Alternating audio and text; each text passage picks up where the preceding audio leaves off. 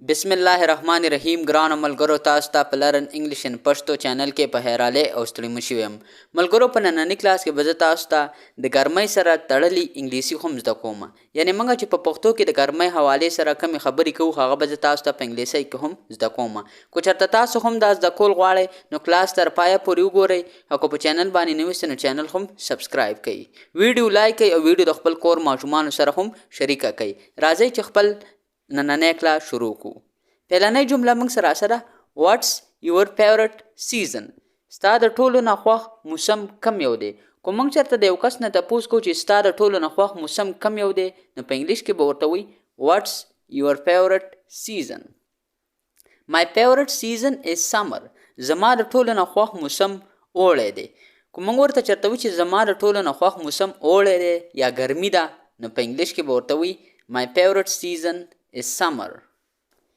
Stay inside. It's very sunny today. دننه اوسېږه بهر ګرمي ده که موږ چېرته په کور کې یو کس ته وایي چې هلکه دننه اوسېږه په کمره کې دننه اوسېږه یا په کور کې دننه اوسېږه بهر ډېره ګرمي ده نو په انګلیش کې به ورته وایي Stay inside. It's very sunny today. In summer, the days are longer and the nights shorter. په اوړي کې ورځې غټې او شپې وړي نو په انګلیش کې به وایي In the summer, the days are longer and the nights are shorter. I am sweating a lot. په ما ډېرې خولې راځي که موږ چېرته یو کس ته وایي چې هلکه په ما باندې خو ډېرې خولې راځي نو په انګلیش کې به وایي I am sweating a lot. sweating چې کومه دی دا موږ خولو ته وایي یعنې په انسان باندې چې ګرمه کې کومې خولې راځي کومې اوبه هغې ته موږ په انګلیش کې sweet ویلی شو The summer are around the corner.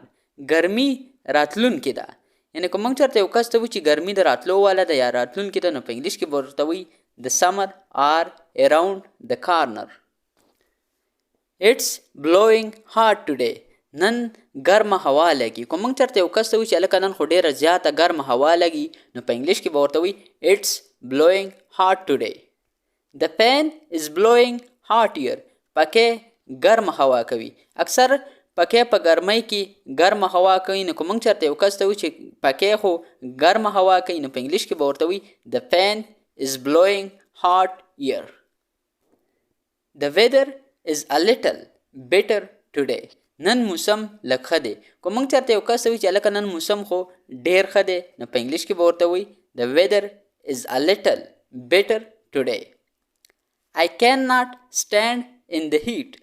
زه په ګرمۍ کې نشم ودرېدی که موږ ته چېرته یو کس وایي چې دلته ودرېږه او ته ورته وایې چې هلکه ګرمي ده زه په ګرمۍ کې نشم ودرېدی نو په انګلیش کې به ورته وایې I cannot stand in the heat.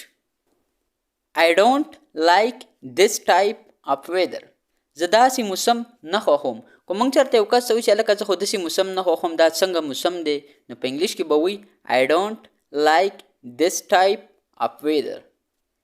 Turn the fan off.